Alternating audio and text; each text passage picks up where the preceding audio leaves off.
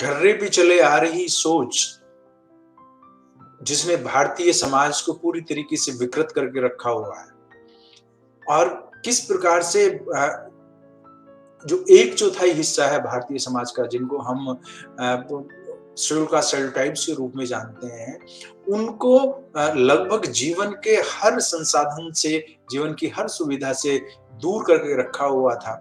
उस व्यवस्था को पूरी तरीके से चेंज करते हुए, उस व्यवस्था की जो विचारधारा है, उस व्यवस्था की जो रणनीति है, उसको पूरी तरीके से परिवर्तित करते हुए अपने आप को भारतीय राजनीति की शिखर शक्ति के रूप में स्थापित करने वाली बहन जी मायावती के बारे में आज हम लोग कुछ बात करने वाले हैं। उनके जीवन संघर्ष के बारे में आज हम बात करने वाले हैं।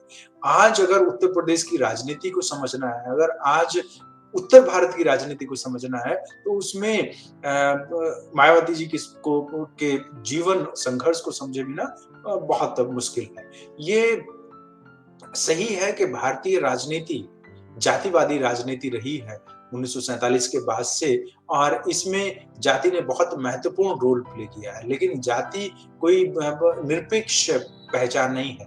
बहुत सारे लोग जाति के शिकार लोग हैं और कुछ लोग जाति का फायदा उठाने वाले लोग हैं। ज्यादातर जाति के फायदे उठाने वाले लोगों ने जाति के शिकार लोगों के संपत्ति को, उनकी शिक्षा को, उसके सम्मान को, उनके शस्त्रों को, सबको छीन के रखा। इस व्यवस्था को अगर किसी एक शख्सियत ने, इस व्यवस्था को अगर किसी एक व्यक्ति ने जबरदस्त तरीके से पिछले 60-70 साल के इतिहास में चुनौती दी है, तो उसको हम मायावती जी के रूप में जान सकते हैं, मायावती के रूप में हम इस चीज को पहचान सकते हैं। क्यों? क्योंकि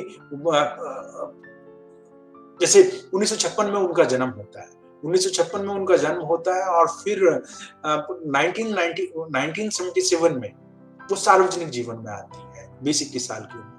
20-21 साल की उम्र में वो मानव कांशीराम साहब के संपर्क में आती हैं, और उसके बाद से उनकी राजनीतिक प्रशिक्षण शुरू होता है, उनकी पॉलिटिकल ट्रेनिंग शुरू होती है, और धीरे धीरे 84 तक आते रहते। 84 का मतलब है जब बहुजन समाज पार्टी का निर्माण होता है, तो उस समय तक वो फुल फ्लैश पॉलिटिकल एक्टिविस्ट के रूप में स्थापित हो चुकी होती है।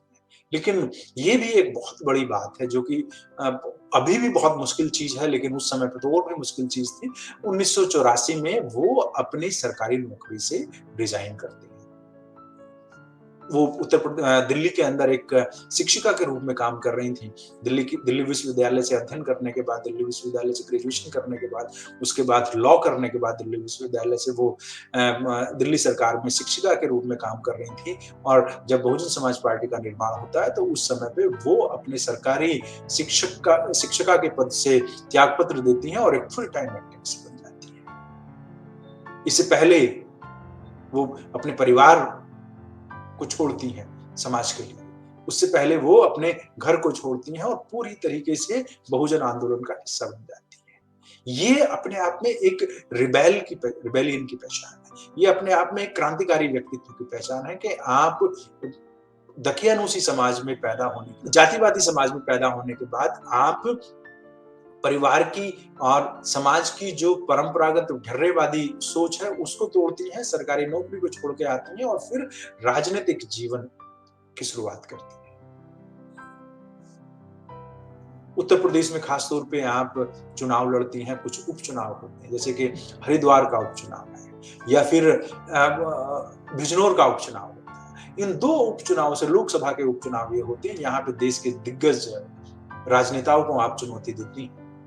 उसमें रामविलास पासवान जी रहते हैं, उसमें मीरा कुमार रहती हैं, लेकिन आप अपनी उपस्थिति दर्ज कराती हैं, और पूरी तरीके से ये उत्तर प्रदेश के खास तौर पे जो शेड्यूल कास्ट हैं, उत्तर प्रदेश के जो बहुजन समाज के लोग हैं, जो दबे कुचले समाज के लोग हैं, उनकी आवाज बन के बनती है। बिजनौर जैसी और हरिद्वार जैसी महत्वपूर्ण सीटों पे आप बहुजन समाज का मजबूती से प्रतिनिधित्व करते हुए बहुजन समाज पार्टी को भी स्थापित करने का कार्य करती है। उसके बाद 89 में लोकसभा के चुनाव में बिजनौर से पहली बार आप जीत के जाती हैं। ये एक बहुत बड़ा राजनीतिक मुकाम था। उसके बाद से कभी पीछे मुड़ के नहीं देखती। 92 में 93 में, इनफैक्ट 93 में चुनाव होता है उत्तर प्रदेश का विधानसभा का, और उस समय पे बहुजन समाज पार्टी समाजवादी पार्टी के साथ मिलकर सरकार बनाती है। आप अपनी राजनीतिक कुशलता से शासन प्रशासन में महत्वपूर्ण सुझाव देती हैं, और फिर जब ये गठबंधन किसी प्रकार से चल नहीं पाता, तो फिर 1995 में आप प्रदेश की पहली मुख्यमंत्री बनती हैं। खासतौर पे शेड्यूल कास्ट समाज से पहली मुख्यमंत्री बनती हैं बहुत कम उम्र में। 1995 मीन्स 39 ईयर्स में ही आप उस समय पे मुख्यमंत्री बन जाती हैं। ये पूरे देश में एक सामाजिक परिवर्तन, 3 जून 1995 को आप शपथ लेती हैं उत्तर प्रदेश के मुख्यमंत्री के रूप में। आज पूरे देश के अंदर ये सामाजिक परिवर्तन दिवस के रूप में मनाया जा रहा है।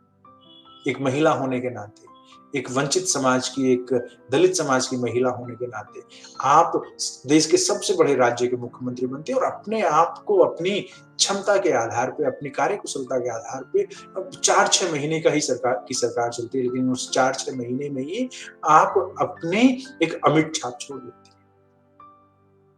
उसके बाद फिर दोबारा चुनाव होता है 1996 में, लेकिन कोई सरकार नहीं बन पाती। 97 में आपको फिर दोबारा मौका मिलता है मुख्यमंत्री बनने का। फिर 6 महीने आप मुख्यमंत्री रहती हैं, और ये 6 महीने भी बहुत ही महत्वपूर्ण होती हैं। 2002 में तीसरी बार आपको मौका मिलता है मुख्यमंत्री बनने का उत्तर प्रदेश के अंदर, और इस समय पे 10-11 महीने का समय आपको मिलता है उस समय पे मुख्यमंत्री बनने का। तो ये तीनों काल बहुत जबरदस्त होते हैं, जिसने आपको भारतीय राजनीति में, उत्तर प्रदेश की राजनीति में एक केंद्रीय ताकत के रूप में स्थापित कर दिया। 2007 में आप अपने बलबूते पर उत्तर प्रदेश में पूर्ण बहुमत की सरकार का शासन चलाती हैं, और ये पूर्ण बहुमत की सरकार, चाहे वो गांवों में अंबेडकर विकास योजना के रूप में हो, चाहे शासन प्रशासन के रूप में हो, जहां पे किसी प्रकार का कोई दंगा फसाद, कोई अराजकता नहीं फैलती है, या फिर महापुरुषों को, बहुजन समाज के नायक नायिकाओं को उनका स्थान दिलाने के रूप में हो, एक यादगार शासन बन जाता है। पूरे देश दुनिया में जो एक जातिवादी मानसिकता के तहत एक दुष्प्रचार किया जाता था कि ये लोग सफल नहीं हो सकते हैं, उस ऐतिहासिक मिथ को पूरी तरीके से ध्वस्त कर दिया जाता है, और आप 5 साल सफल सरकार चलाती है, बहुत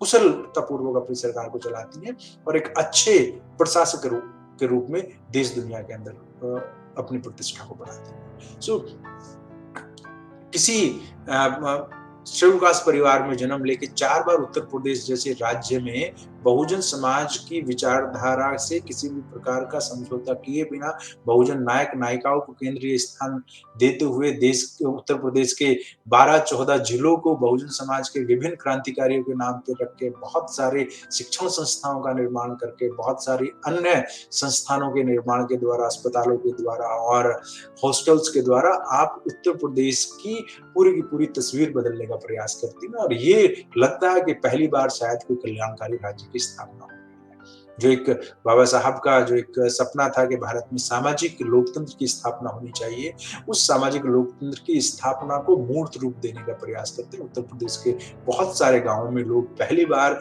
इस चीज को महसूस करते हैं कि सरकार नाम की कोई चीज होती है। अंबेडकर ग्राम विकास योजना पहली बार भारत के राज्यों में, भारत के उत्तर प्रदेश में खासतौर पे पहुंचती है, और लोग अपने आप को महसूस करते हैं कि वो एक यहाँ पे सरकार नाम की कोई चीज है। ये सारी की सारी चीजें मायावती जी को एक ना सिर्फ कुशल प्रशासक के रूप में, लोकतांत्रिक प्रशासक के रूप में, बल्कि एक मानवीय प्रशासक के रूप में विस्थापित करती है। उनकी जो मानवीय चेतना, उनकी जो लोगों के प्रति दृष्टिकोण है, गैर भेदभावकारी दृष्टिकोण है, सभी समाज के सभी लोगों को प्रतिनिधित्व देने का काम करती है। जाति और धर्म से आगे जाके हर व्यक्ति को उसका जो संवैधानिक हक है उसको प्रदान करने का प्रयास करती है। ये सब संभव हो पाया, ये सब इस वजह से संभव हो पाया कि आप बहुत जीवन में जब बहुत ज़्यादा आप आईएएस की तैयारी कर रही थीं, उस समय पे आपने उसको छोड़ा, सैक्रिफाइस किया, परिवार को छोड़ा, ज़िंदगी भर अपने परिवार को बहुजन समाज को अपना परिवार माना और फिर आजीवन आपने अपना परिवार नहीं बसाया। आज 66 साल उनकी उम्र हो गई है। तो इस तरीके से जो उनके त्याग का, बलिदान का, उनकी रणनीति का, उनके संघर्ष का जो मुकाम था, उसकी वजह से वो उत्तर प्रदेश ही नहीं बल्कि देश की शिखर बहुजन शख्सियत के रूप में अपने आप को स्थापित कर पाई। अगर आज उत्तर प्रदेश जैसे कि चुनाव में जाने वाला है, 2012 तक उनकी वहाँ पे सरकार थी, 10 साल हो गए। लेकिन आज भी उत्तर प्रदेश में अगर लोग किसी सफल शासन की बात करते हैं, किसी कुशल प्रशासक की बात करते हैं, तो वो 2007 से 2012 तक का जो शासन था, उसकी नज़ीर पेश करते हैं, उसका उदाहरण पेश करते हैं। ये अपने आप में किसी भी बहुजन समाज के सदस्य के लिए, खासतौर पे बहुजन समाज की किसी भी महिला के लिए, ये गौरव का विषय है और बहुजन समाज पार्टी को एक पूरी तरीके से स्थापित करके बहुजन समाज की जो विचारधारा है, उसको गौरवशाली स्थान देने का काम अपने समय में मायावती जी करती हैं। इसीलिए अभी भी लोग उनके शासन को ना सिर्फ याद कर रहे हैं, बल्कि उम्मीद लगाए बैठे हैं कि आने वाले समय में दोबारा से वे उत्तर प्रदेश का नेतृत्व